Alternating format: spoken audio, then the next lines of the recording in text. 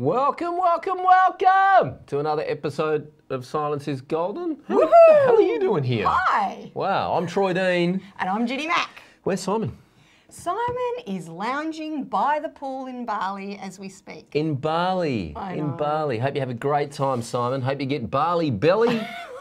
And if you're lucky, you might, you know, a lot of been happening in Bali recently is the volcanoes have been erupting and people have been stuck there for a couple of weeks, can't fly out because the volcano's erupting. So I hope that doesn't happen to you, Simon, but I do hope you get a nasty case of Bali belly. So nice. Simon, have a great vacay and we'll be taking care of business while you're gone. Coming up on today's show, we're going to talk about some noteworthy changes coming up in WordPress 4.9.5 and some trivial bullshit that they've announced as well. We're also going to talk about the 4 most hated UI tricks according to Web Designer Depot. Jen's going to walk us through the Web Design Museum. And I'm going to go on a rant about not leveraging the system. And we're also going to have a look at a couple of cool tools this week. So stay with us.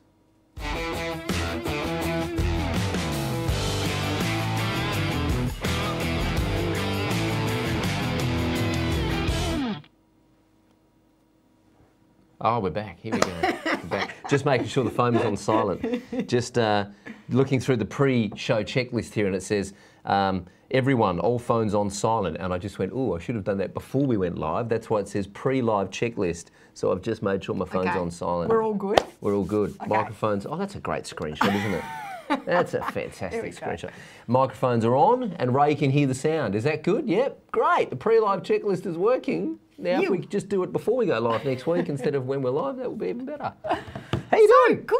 Awesome. Good to be here. I'm feeling like part of the furniture now. Yeah. Although I did have to make sure I swapped seats because I was in your seat last week. So That's right. And why is this my seat, Jen? Because this is a little secret that I hope you don't mind me letting out. I wouldn't have asked if I didn't mind. Troy has a preferred side. What? Can we do a side angle on the camera, please, Ray? Okay. Let's have a look. So we're going to go. Okay. So Troy only likes the camera on a specific angle. That's when we go preferred to this side. other side in one moment, you'll see that that's Troy's preferred side.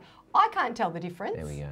This is my preferred side. He looks pretty good to me. Yeah, either way. Now let's go to this one here. Now the problem with this one there here we is there we See, go. that's my good side. This is not my preferred side. Yeah, look at that. And Oh my God! I Quick, know. Ray, take I it know. off. God.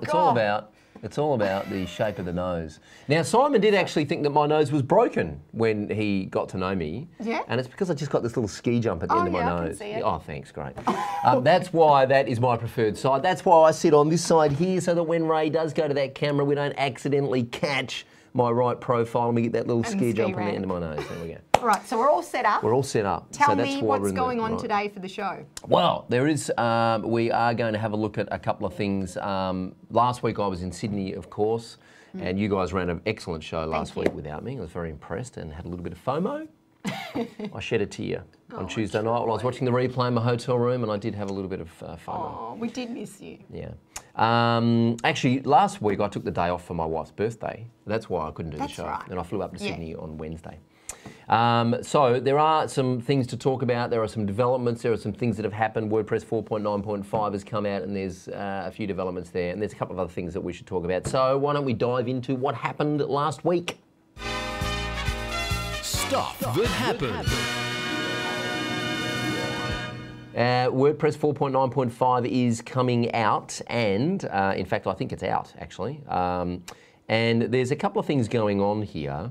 One, let me just, hang on a second. I've got the wrong browser bloody tab open here. Let me just go back to WP Tavern. Okay. Now, WP Tavern have, and let me just kick open this one. Here we go. WP Tavern have published an article called Noteworthy Changes Coming in WordPress 4.9.5. Frankly, I don't think any of them are noteworthy, apart from the fact that you might now need to update PHP to version 7.2. So if you're on a server like SiteGround, for example, which a bunch of our servers are on, they're on PHP version 5. It's okay, Jen, you don't need to understand any of this. They're on PHP version 5, which is not good, so you might need to upgrade to PHP version 7.2. And that's not hard to do. Well, if you know what you're doing, it's not hard to do. I don't know how to do it.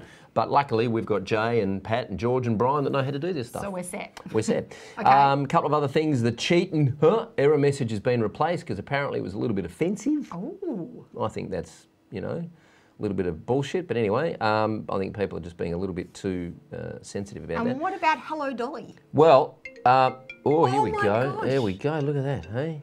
How many times does he not get the memo about turning the phone off? So the phone's on silent, but it's connected to the laptop. It's connected to the computer. Oh, Troy.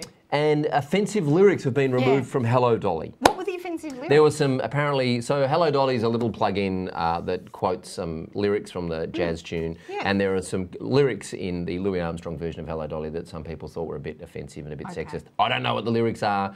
I haven't got an opinion on this because I haven't seen the lyrics, but those offensive lyrics have been removed.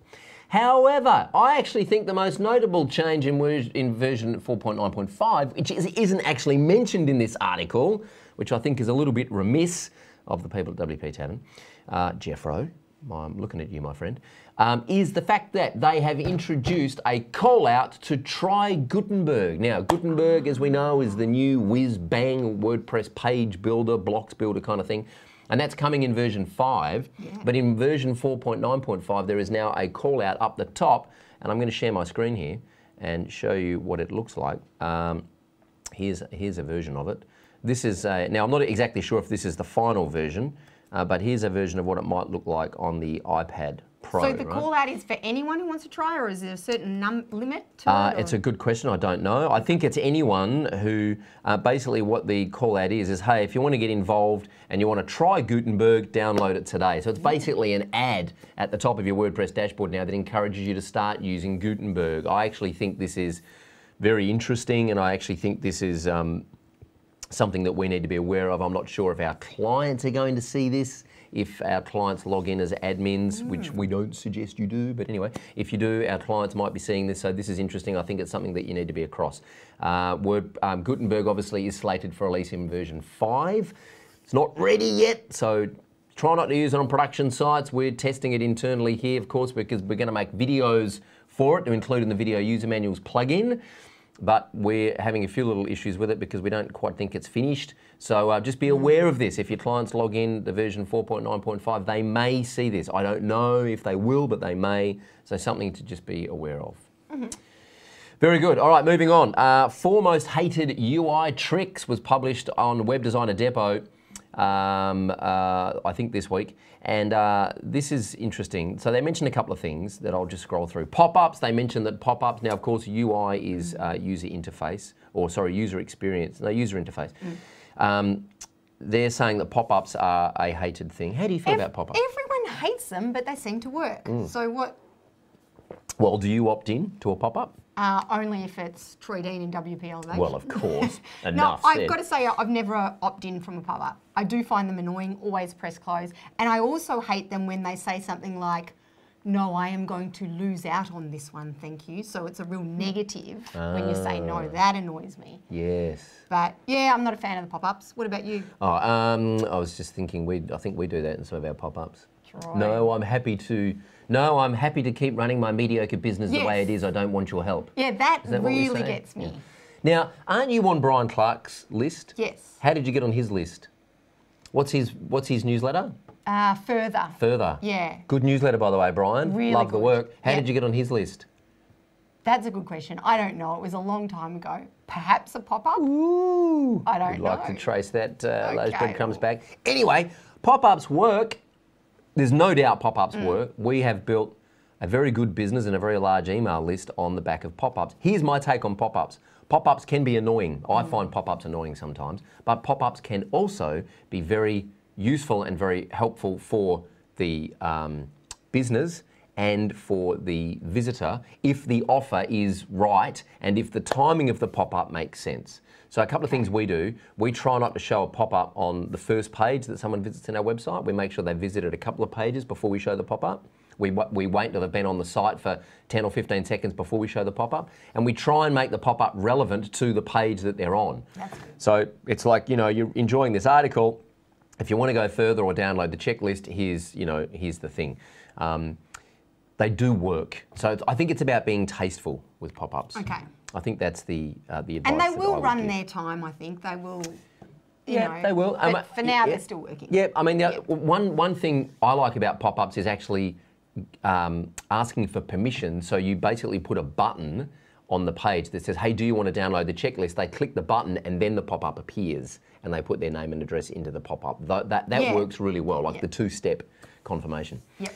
Infinite scrolling is another technique which a lot of people don't like. You know, this one where you're scrolling down and you can see the footer at the bottom, and I'm actually just looking for the contact details, and then more images load, and then more blog posts load, and then more images load, and then their Instagram feed loads. We don't do that. We don't do that. No. Infinite scrolling is annoying as shit. Eddie. You should at least have a X button where you can stop infinite scrolling, you know, like give the user an option to opt out of infinite scrolling. This is a particular one that I don't like, and I've never said yes to this. Push notifications. Yeah, have you ever said, oh yeah, no worries, when you know what random website, you can annoy the piss out of me on my desktop and tell me that you've just published another meaningless blog article? Oh, so do they work? I don't know. I would like to hear from anyone watching Silence is Golden if push notifications, if you found them to work. I don't like them. I always say, no, you wish, rack off, not going to happen. I don't know anyone. I don't know anyone who is making them work. But if you are, let us know. In fact, Netflix UK apparently are using push notifications to mobile effectively by telling you what shows are coming up. House of Cards is starting in 12 minutes. Oh, you know? No, I don't want that either. Takes away your enjoyment. Correct. I don't want. Half of the enjoyment with Netflix is actually sitting down deciding what you're going to watch. Oh no, because we spend so long making the decision that you then go to bed. We run out of time. Yeah, we do that all the time. And we go to bed and we feel like we've watched all these shows, but we haven't actually watched anything. Yeah, no, that annoys me. And what's the last one? My favourite, scroll hijack. Ooh. I think we need like a meme for scroll hijack, don't we? What is scroll hijack? It's a good question. Scroll hijack is where basically the website decides the scrolling behaviour instead of the user. I'm going to show you an example here. Right? So here we are at Tumblr. In fact, let's just go to, before we get to Tumblr, let's just go back to WP Tavern. Now this is normal scrolling behaviour. Okay. I scroll the mouse, and as I'm scrolling, it scrolls. When I stop scrolling, it stops. I scroll back up, it scrolls. I can scroll a little bit, or I can scroll a lot, or I can scroll a little bit, or I can scroll rapidly, or I'm in control of the scroll. Oh, I love that. I'm in control of the scroll. I think we need a rap for that. Control the scroll. Okay. Here is an example of scroll hijack. Oop, not that one. We'll come back to that. Here is an example of scroll hijack. When I go to the Tumblr homepage, before I log in or get started, Tumblr want to tell me a little bit of a story about what Tumblr is about. So if I'm on the Tumblr website here and I go to scroll, it automatically just goes to this new section. I can't scroll a little bit. If I try and scroll back a little bit, whole new section, right? Oh, okay. So I scroll. If I try and scroll a lot, it just goes to the next section. Yeah. It is controlling the scroll instead of me. Yeah. I love this because it's a pattern interrupt. It's a whole new experience. Right? It's very short-lived. It tells me how Tumblr works. I get to the bottom of this story and then it says, get started. When I go to get started, now I log in and now I'm back in control of the scroll. Once I'm actually inside Tumblr, I'm in control of the scroll. So they only use it on their homepage to tell this story in a very tasteful way. It'd be good if it was the first time you're on the homepage, but is this going to happen every time? Well, no, because if once I log into Tumblr, if I then revisit Tumblr and I'm logged in, I'm just in. And also on the very first call to action on the homepage, so you can see here you have to wait for animations before you can keep scrolling, right? So that can get annoying if it happens all the time. But on the very first section of this homepage, there's an option for me to log in. So as soon as I log in, then I don't need to go through that story again. And if I am logged in and I revisit, I'm just straight into Tumblr. So I love the use of this because it's done tastefully. And in fact, the article that says that they don't like these UI, most hated UI tricks, they actually call out the Tumblr homepage and say that this is an example of maybe where it's done well. And look at that, a pop-up on the Web Designer article, most hated UI tricks. They've got a great big freaking pop-up there. There you go. There you go, pop-ups work. Hey, all right, well, I think that's kind of, you know. Oh, I've got one. Oh, go on. Can I give you one? Please. Yeah, so we've got another one. Now, I can never say this website. Is it Honkiet? I've got no idea. Yeah, Honkiet. I use it a lot. I've been following this guy for about 7 years and I still don't know how to pronounce the website. So they've got one, Web Design Museum, shows you web design trends from the past. I love this. So this is, It's a website that they're talking about. It's an online archive of screenshots, so it's just screenshots from older sites, WordPress sites, dating back to 1995. So it's 1995 to 2005, and there are some rippers. Thanks, Ray. You can see that there. Like, there's one, if you keep scrolling down, Coca-Cola. Oh, yeah, look at check that one out. That was Coca-Cola's website. Have a look how ordinary looking that is. Turn this up a little bit. That's fantastic. So isn't it's really good, and the whole idea of this is it is a museum. So it's, you know, you can have a laugh, but it's actually to show you the design trends through the years. So it'll be very handy to have and go back to and sort of look at and say, oh, how was this? This was a real trend in 1997. But yeah, so are you bringing up the... Yeah, here we go. There we go. So this is the actual website itself. Museum. Yeah, so I thought it's just definitely worth going and checking out. So it's webdesignmuseum.org. There you go. Check out Google from 1998. Oh, nice. Well, but have a look at this. It actually hasn't changed that much. No. Interesting enough. In fact, Google were onto it. They've just minimised stuff. Yeah. Interesting story about Google. When they first launched and they were first going through iterations of their homepage design, they would occasionally, the design team would just occasionally receive this email with a number in it from the same guy over a period of months. Oh, yes. Right? And they were like, what is this? And they realised that the number was the amount of words on the homepage. And he was trying to say to them, less is more, like just get rid of everything. So every time they added something to the homepage, he would count the number of words and send them an email, 275, 312, 409. And they'd be like, we see what he's doing here. And so they started just stripping things back, and obviously the Google homepage doesn't quite look like that anymore, but there you go. Google from 1998. Now, Troy, this got me thinking when I saw this. I know you've had some pearlers in the past, some great dodgy websites that you designed from in the very early days. Oh, yeah, not that long ago. So, can you? I think I asked you before. Can you find any that you used to do? Yeah, absolutely. So back in 2000 and something, I built a website. I started a little thing called Freelancer Friday. Which was basically because I had cabin fever. I was working from home and I needed to get out of the house once a month and go out for Friday afternoon drinks with my freelancer mates. So I started this website called Freelancer Friday, and this is the very first website I built in WordPress in 2008. Drum roll. Dun dun dun! Here it is, Freelancer Friday. Oh, look at that. Now you've got your FF logo. Yeah, I'd like you to pay particular attention to the reflection of the logo here, the angled reflection to make it look like it's sitting on, a ledge. The Volkswagen / Porsche style logo that I worked very hard on, with the reflection here in the floor as well. The gradient from light grey to not so light grey, fantastic design choice. And these lovely big buttons that they're actually image changes. When you mouse over, the image replaces with a new image. Pretty. There's not much CSS going on here, it's all images. And this was my first ever WordPress website. I love it. And you've gone really, really cool with all lowercase. Oh, yeah, all lowercase, that's right. And small fonts are very hard to read. Yeah. And in fact, these headings are images. They're images. Really? The headings are images, yeah. And scroll down, what's on the right-hand side here? Now, here's here we go. I got featured on the We Love WordPress website, which I'm not even sure exists anymore, We Love WP, which just goes to show how easy it was to get featured on We Love WP back when WordPress was just kind of getting off the ground back in 2008. So there you go, kids, my first ever WordPress website from 2008. And every month I would log in and I would update a blog post, and I would update this call to action here, which said the next Freelancer Friday is coming up. And in this particular case, it was coming up on the 19th of June 2009 on Chapel Street in South Yarra. And I remember that. I actually remember that event.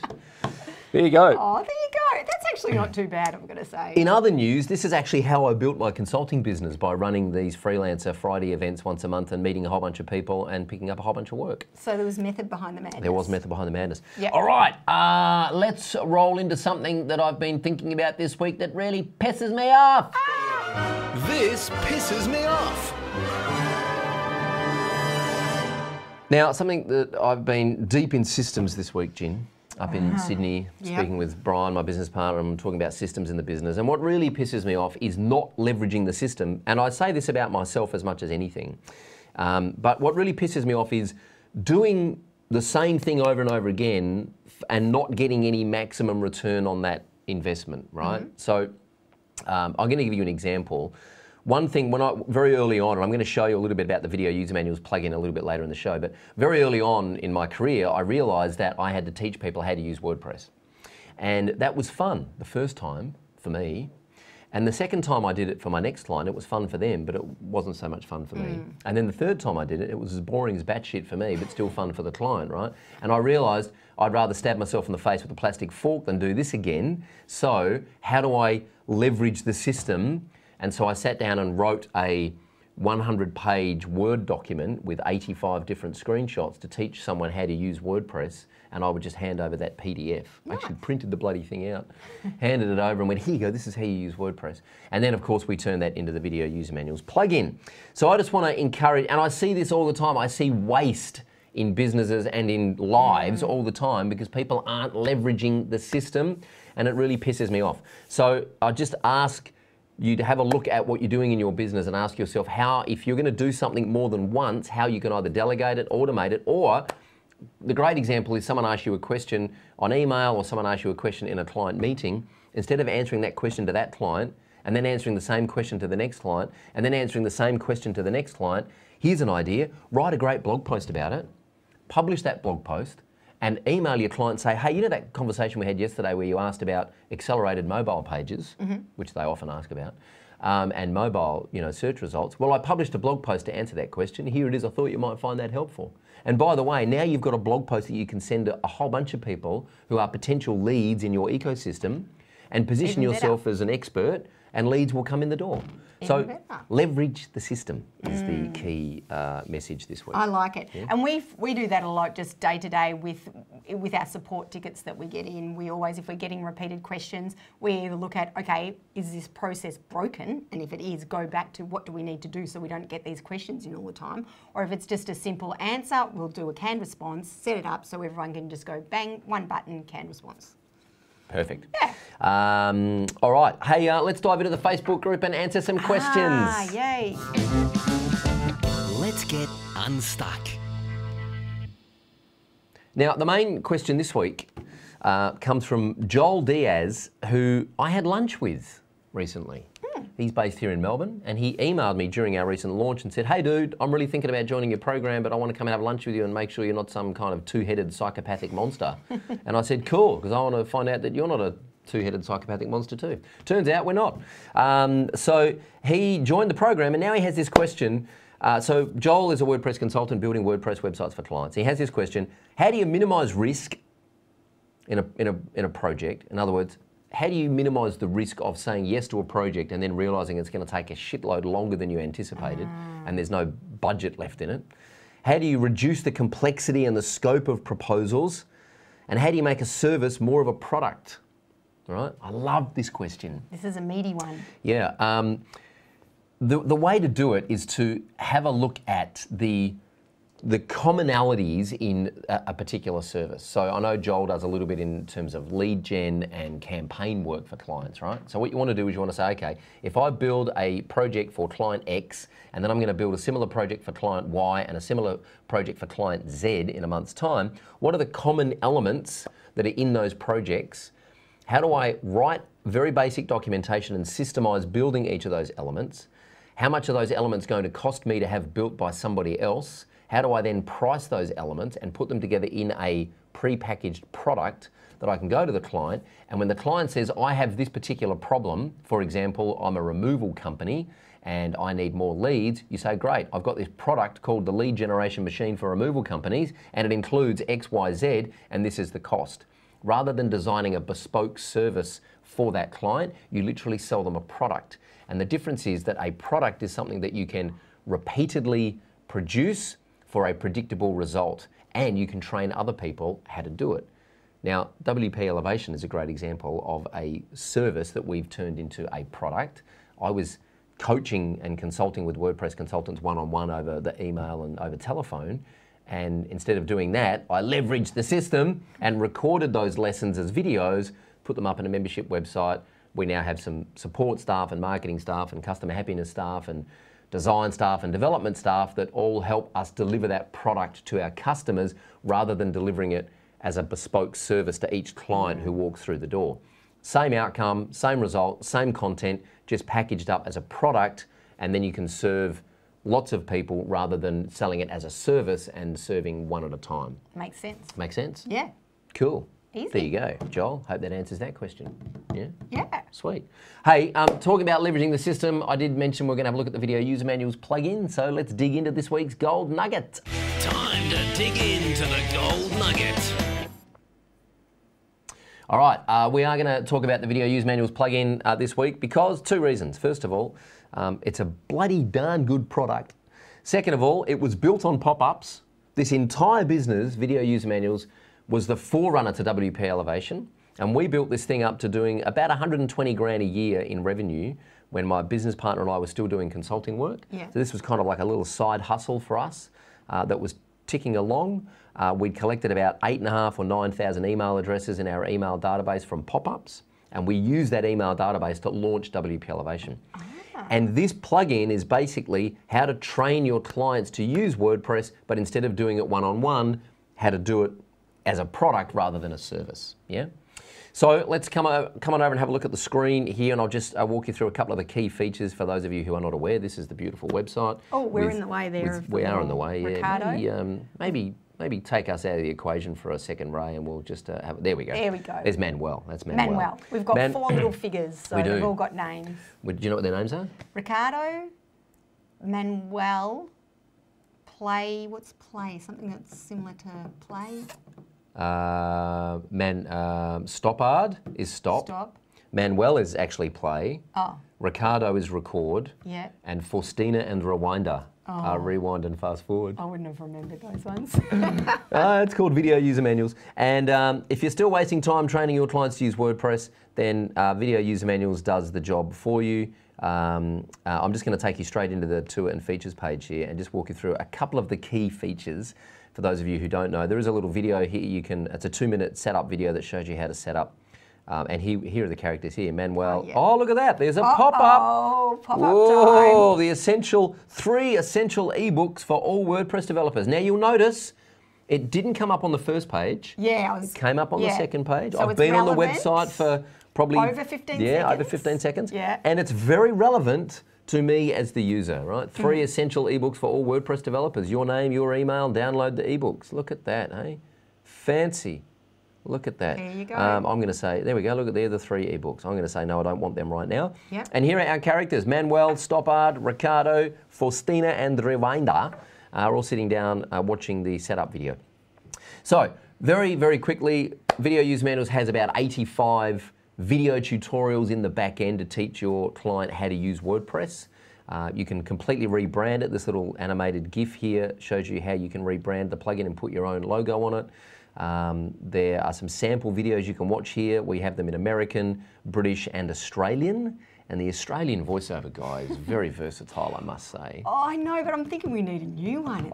Happy. It's grating on me. I would be happy to have a new Australian voiceover guy. That would make me very happy. Troy Dean, if you don't know, is our voiceover guy. The videos teach your client how to use WordPress. Now, they're completely white labeled videos, by the way, so we don't mention video user manuals, we don't mention names, we don't mention who we are. They are designed so that you can just hand them over to your client. We teach them how to use WordPress as an editor. So we don't teach them how to install plugins or mess around with their theme. We teach them how to manage content and the media library and user profiles. We teach them WooCommerce. We teach them SEO by Yoast. We teach them Google Analytics, courtesy of our friend Justin Cutroni at Google Analytics. He donated those videos to the platform. We teach them how to use Gravity Forms and Beaver Builder, and there are some other videos coming for some other very popular page builders, which I can't announce right now. Surprise. But they are coming, and we will also be adding Gutenberg videos when that rolls out in version 5. Now, of course, you can also add your own videos. So say, for example, you build a custom post type for your clients to add testimonials to their website, and we don't have that video because we don't know how you do that. You can record your own little videos and just add your own videos into our platform, and they appear seamlessly as part of the one plugin. And you can just host those videos on YouTube or Vimeo and use the embed code. The other thing you can do is you can set the video user manuals plugin up just the way you like it with all of your branding assets and your configuration, and then you can just save that as your master profile. So the next time you install it, you literally just tick apply my master profile, activate, and it populates the plugin with your settings the way that you like it. And we host that settings file in the cloud for you. And we also give you a written manual as a Word document and a PDF. Again, you can rebrand the Word document and give your client, or you can just give them the white labeled version of the PDF. And we automatically update the written manual and the videos with every stable release of WordPress. That's an important one. It is. I mean, that's why we get paid, basically, to keep the videos up to date. And we have a team and we have systems in place to make sure that gets happen. In fact, all I get when we update the videos is I just get the scripts that need re-recording. I go into the studio here next door, I record the scripts in the audio studio. The audio scripts then go back to Pat in the Philippines, and Pat makes all the ScreenFlow videos, and they get uploaded to Amazon S3 in the cloud, and then they magically appear in all of your clients' dashboards. All up to date. It's a wonderful thing. Yeah. They're the 3 different licenses. We have a single license that you can just install on one website if that's what you need for $70 a year. You can have a developer license, which installs it on as many websites of your clients as you like, unlimited client installations. And with that's $24 a month, and your first month is only $1. And with that license, you can also embed our videos on one domain and set that up as a membership website that you can actually sell access to as well. I'll let your imagination run wild with that one. And if you want to pay yearly, you get 2 months free, so it's $240 a year. Good so, value. Yeah, that is the Video User Manuals plugin. I'd love to know if you've got any comments or questions about that. Yeah, what we've found in the past is the people who use it will sort of often ask a question, you know, do I sell this as an additional charge or do I provide it? And it's pretty much whatever you want to do. So we've found some people love it because they like to say, well, I also include this at no extra cost and it's going to help you so much. And then people get that nice little, oh, wow, that's pretty good value, you know, all in a package. Otherwise, they say, you know, we can add it on extra if you want to do it that way. But we find that your clients love getting something like this as that great little bonus that they didn't even know anything about. And it's so helpful when they want to just go in and do something. They don't have to contact you and say, how do I do this again? So it saves you a lot of time as well as being that nice little offering that you give them. Yeah, we have a lot of elevators who use this as part of their sales pitch when they go in and they talk to clients. They say all websites we build include blah, blah, blah, blah. And we also do have some elevators that use the Video User Manuals plugin as part of a membership site where they add other videos and other training, but the Video User Manuals WordPress tutorial videos are the kind of the basis of their membership site. And of course you can sell tickets to your membership site if you like. And that's the great thing about being white labeled. You know, you can do that and make it look like it's all you. Perfect. Cool, cool. All right. Hey, just before we wrap up, let's dive into the tool of the week. Get ready for Tool of the Week. Now, the tool of the week this week is, and I just need to get my link here, the tool of the week this week is very topical because everyone is going a little bit cray-cray over GDPR, which of course is the General Data Protection Regulation, I think is what it stands for. And it's basically European legislation which is coming out, which is going to improve the privacy protections for website users. A couple of key things to note. Ray's been informing me and educating me over the last couple of weeks about the GDPR. There's a couple of things. For example, one is the request, the right to be forgotten. So someone could email us and say, hey, I'm on your email list. I'd like you to forget about me, please. Which means removing them from Infusionsoft, removing them from our WordPress site, removing them from, you know, any other database assets that we have, removing them from our fancy spam 2018 version 2.0 robots where we randomly just spam people and try and sell them shit. Oh, did I just say that? Removing them from our entire database, basically, and forgetting that they exist. They have that right to be forgotten. So, this is complex stuff. It is. It is very complex stuff. It makes my brain hurt. Yeah. I just want to go to the pub whenever I start thinking about this, and I just assign it to Ray in Asana and say, Ray, what do I need to know? And so, 2 things. First of all, we are running a webinar totally free with our friends at Bender, who Bender are a European company who specialise in privacy policies and terms and conditions policies for websites. We use Bender for our own privacy policies. We are running a webinar with them on about the 11th of April, I believe. If you want to get notified about that webinar, please leave a comment under this Facebook live stream. Even if you're watching the replay, leave a comment and just write GDPR in the comment, and we will make sure we come back and we will ping you privately and let you know the details of that webinar. It's totally free. Yes, IU Bender are going to show you how their platform works and probably encourage you to sign up for their platform, which is extremely, extremely cheap, ridiculously inexpensive and effective. But needless to say, you don't need to use IU Bender. You can actually do this yourself. They are going to teach us what we need to be aware of in terms of GDPR. So it's going to be a very valuable, completely free training webinar coming up on the 11th of April. The other thing is there is a GDPR plugin that allows your users to have a look at for example, it allows them to do things like delete all of the comments that they've left on your website. Yeah, it allows them to log in to your website and see their history of everything that they've interacted with and then say, yeah, I want to be deleted from this website altogether. So it gives them a bit of a self-service tool and allows them to action that right to be forgotten. I haven't used the plugin myself, but it is definitely worth checking out. The link is on the screen there, GDPR plugin. wplinks.io GDPR plugin, and you can download it in the WordPress plugin repository. It is written in Dutch, I think. I'm not sure there's an English version. So go check it out and leave us some feedback. And that is the tool of the week this week. I like it. We've had a couple of people request that, so we'll make sure we get you the info about the webinar. Cool. So like us on Facebook, wplelevation.com/Facebook, or just like us here, we're watching this live stream. Also get on over to our YouTube channel where we post up the recordings of these shows and our how-to videos during the week. You can find that at wplelevation.com/YouTube. And if you do want to get notified for that webinar, just leave the comment GDPR in the comment below this live stream, even if you're watching the replay. And we'll make sure we get in touch with you so that you can register for that IU Bender webinar coming up in April so that you can get across the GDPR compliance stuff. That'll be a good one. Ginny Mac, it's been a lot of fun having you on the show. Thank you. I'm away for a couple of weeks. Where are you going? I'm going to New Zealand. Yeah, that's my dodgy New Zealand accent. I'm going to New Zealand for a couple of weeks. Next Tuesday, I fly out as Simon Kelly flies in from Bali. Let's hope there's not a Volk. You might be doing the show next week on your own. Myself. He flies in actually about 2 hours before he That's comes right. It could be. So he'll be literally racing through the door, backpack over his shoulder, looking windswept. Yeah, tanned and windswept. Covered in volcanic soot. And he'll be stepping in for Silence is Golden. I'm going to New Zealand for a holiday. We're running a mastermind next Wednesday, the 4th of April, in Christchurch, a one-day mastermind. So any New Zealanders watching this, if you want to get in, there are 2 seats left in that mastermind next Wednesday in Christchurch. Hit us up, support@wplelevation.com if you want to be a part of that, and let us know. Otherwise, I'll see you in a couple of weeks after my holiday. Yeah, and I'll see you next week. Awesome. I'm Troy Dean. I'm Ginny Mac. And remember, knowledge is power. And silence is golden.